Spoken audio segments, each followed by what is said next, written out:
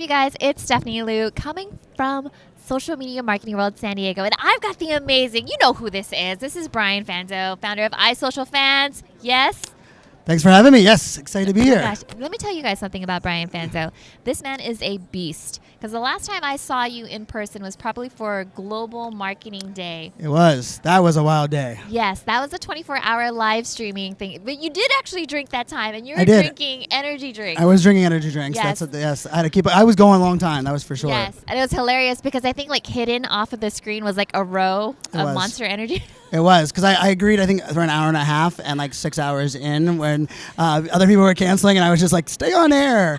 I was like, "Just fuel me, and I'll be good." So yes, it worked. Oh my God! All right, guys. So if you have any questions about Brian Fanzo, by all means, go ahead and drop them in the comments. We have our Ecamm live crew that are going to let us know what the comments are. But first off, my first question to you is, well, when it comes to growing your personal brand online, what's more important?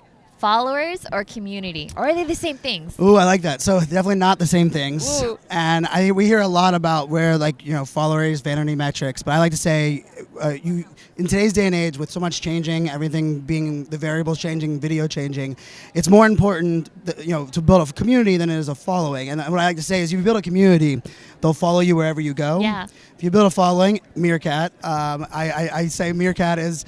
I still have more followers on Meerkat than I do on social. I had 1.2 million followers on Meerkat. Dang. That was like my, and I don't have anything close to that now. And Meerkat lasted exactly 1 year before the platform disappeared. And I didn't build a community. I built a lot of people that knew who I was. I didn't connect them with more of me outside of one platform.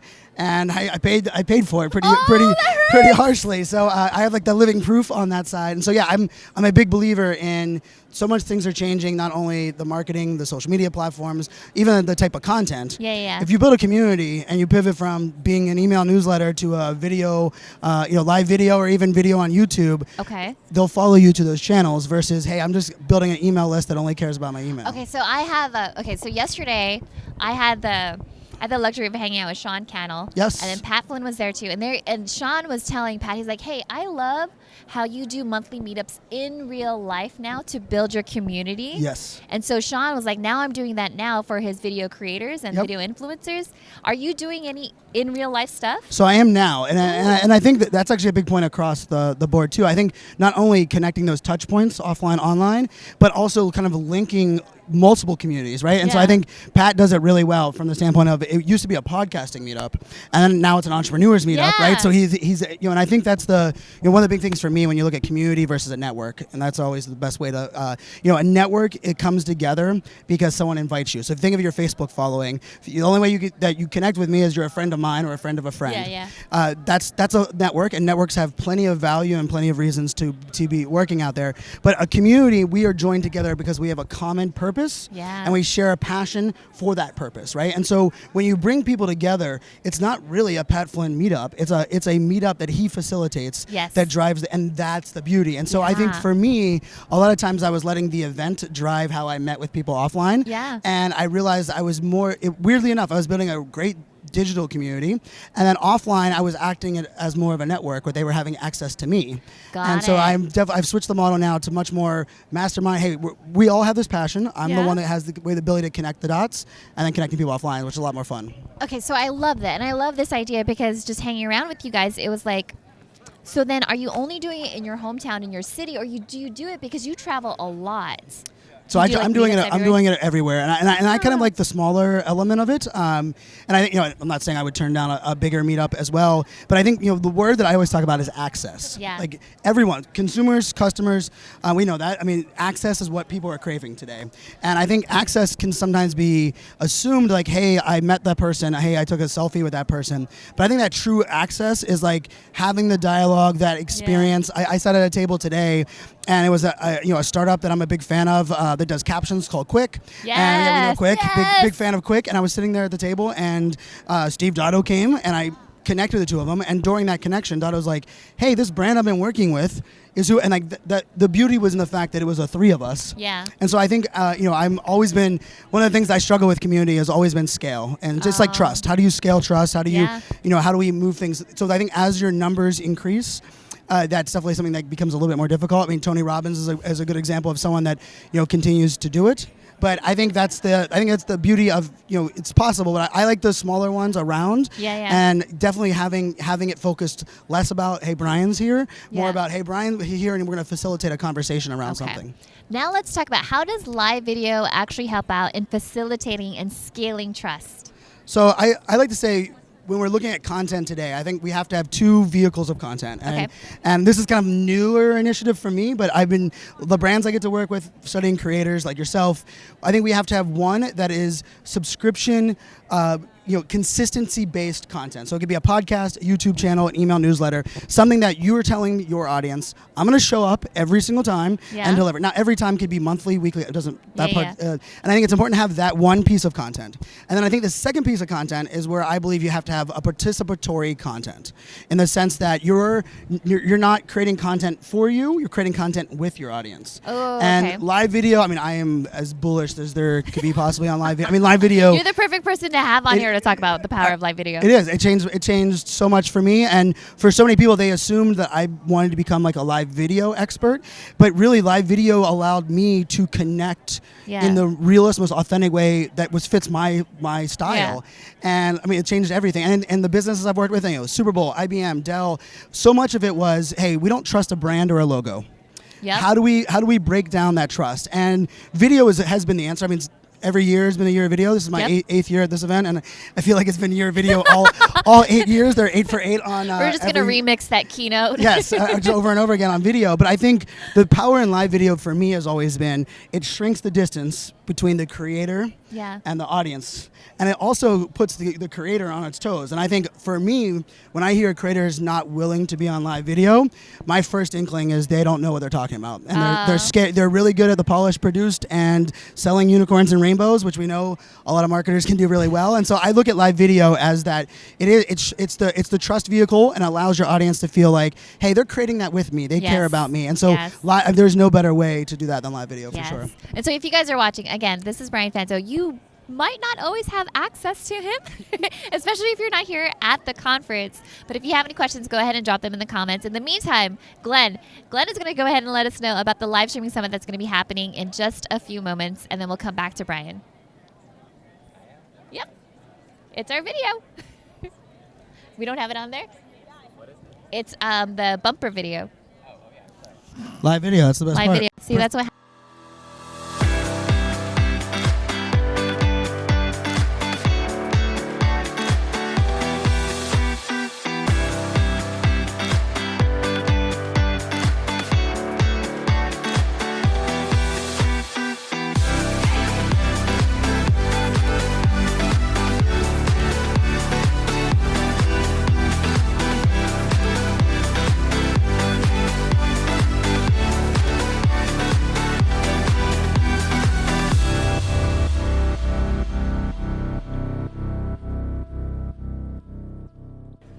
All right. Okay. So that is the Leap into Live Streaming Bootcamp, which is going to be happening next month, which is going to be a ton of fun, getting you guys from A to Z, everything that involves with live video. Okay. So now we've talked about meetups in real life. We've talked about building a community, not necessarily just a following for vanity metrics. Let's talk about, how do you keep your community engaged? What is it that you do? Because Brian, you are everywhere. Like, he's on TikTok. You do your podcasting, you do your live video. What am I missing? What else is there? Weekly LinkedIn videos now. Okay. Launching my next podcast in 2 weeks. It will be an interview podcast. Yeah. So it'll be 4 technically podcasts at once. Great interviewer, respect great interviewers. That's for sure. Yeah. Not enough of us out there in this space. For me, I love it. I get to document. I'm a big believer in documenting and creating and having them as 2 different worlds. Yes. And so I appear everywhere a lot because I'm really good at the documenting phase of content creation. Podcasting ends up being my main source of creation. But I also, I do my podcast live on Facebook Live using Ecamm Live, which using is like using Ecamm. That's how this all world works together. And then I take that video, I can chop it, put up on LinkedIn. That's how I manage that side of that house. Is it all you? all me. So I have one person that's helped me now on like an SEO side, and then I have a speaker agent that runs my closes and negotiates speaker contracts. I love that. But content, I don't have a VA yet. I need to fix that.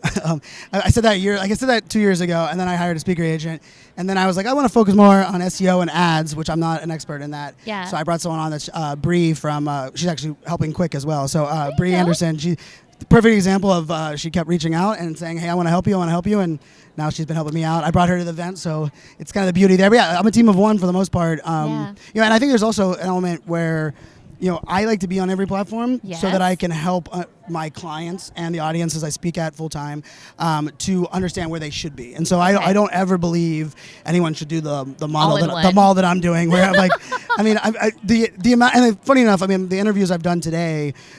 We talked TikTok for an hour. I talked LinkedIn video for an hour. We were talking about podcasting it's very nice that I get to be able to have that. But I think when we're looking at your focus, I think that's where it comes down to those two pieces. I would much rather creators, entrepreneurs, brands focus on, hey, where's my subscription episodic type content, and then where's my content that allows people to participate in the conversation. So like live video or Instagram stories. Have you done any subscription based off of a pay model, or is it mostly just subscribe to my podcast? Or are you now doing Patreon or any of that? So I'm the weird one on this game. My game is really interesting. So I build my community are majority entrepreneur, small business owner, creators, but I don't monetize that community at all. Okay. So my speaking full time, I get hired by brands. So big brands hire me to speak or to have access a sponsor to connect with my community. Yeah. So the book will hopefully be done very soon, which will be kind of my first product. There's a book? Okay, can we talk about this book? The book's been a couple years in the works. It's been funny enough. The irony is it's called Press the Damn Button, which is also the hat. Yes. So that's the piece of it. The byline is empathy begins with me, and the idea is that if we want the world to be more empathetic, it seems as though we would have to force other people to allow us to understand them. I'm flipping that on its head, believing that if we tell our stories and allow people in to be empathetic towards us, together we make it a more empathetic place. So that's beautiful. And it started actually, live video was where the origin of that whole thing started, because I think shrinking the distance and the gap to get people's voices out there. Live video is, I always say, the reason live video is great is because anyone can do live video. Yeah. The reason a lot of live videos are bad on Facebook is because anyone can do live video. So it's a kind of a beautiful mix. It keeps us employed. But that's my model. I respect and love people that have courses and products on that side. It's just I was an enterprise guy to begin with, and I kind of fit that. I'm in the same boat as you. Yeah, because some people are like, Stephanie, you need to have a funnel and an email this, and I'm like, you know what? I work with the big brands, the retainers, because that's where I'm at too. We're on that same level. Whereas other people I have a mini course that goes into a bigger course. I'm like, that's a lot of plug-in. Yes, and it's a different style of sell, and it's also even a different style of content creation. And I think that's important, an important element, even a different way you can do live, right? I think when there's a difference between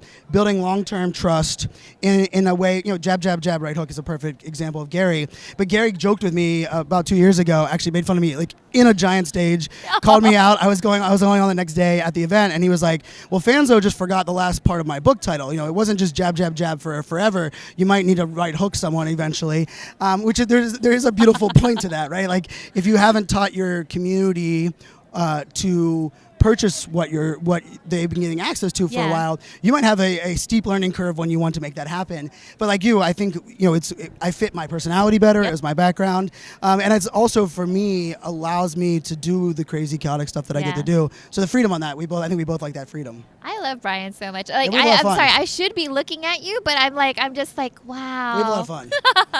Okay, it's the interviewers hanging out with interviewers, right? It is. Yeah, he's one of the best interviewers that are out there. Seriously, if you ever need someone to host an event, to be an MC, to get your audience on their feet, this is the guy. Thank you. This is the guy. I follow him on LinkedIn. I see your photos. I see all the comments. I'm like, yay, Fanzo. Thank you. Yeah, it's a fun, and especially balanced keynote. I get to keynote and host.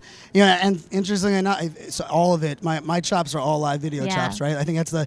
You have to learn how to think on your feet. Yeah. You do. And you can have. it's kind of nice because we don't have to be in a studio, so we can have Yes. anyone. And sometimes a guest that's never been on video. My new podcast, my first 2 interviews, they were like, I've never done a virtual interview before. And wow, you could tell we'd never You done can an tell the interview. difference, right? So yeah, it was, it puts a lot more onus on us as the host, but now there's no, I've been lucky. I did an interview with Michael Dell. I've done Steve Wozniak. I've had some really cool ones that they don't intimidate me because I've done so many live video ones that we know that the world can be a little bit interesting on this space. I love it. Okay, so I don't know what time it is, but I do know that you're going to be on stage. I am.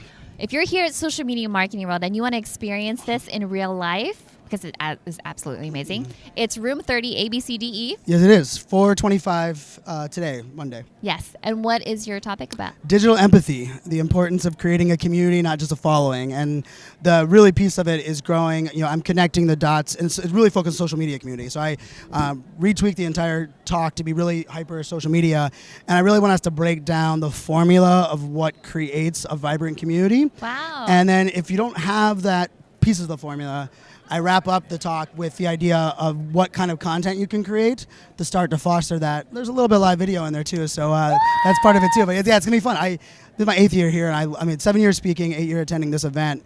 Every year I try just a little different and have a little fun, and I love the audience here, so I'm gonna do it again. Where I literally was working on the slides. I left from working on the slides to come here and sit here on this. Yeah, and then as soon as we're done with this, he's probably going to go back and tweak it a little bit more. Going right back to work on the slides. And work on it. Because he is such a professional. Because even before we went live, he's like, I went to the room.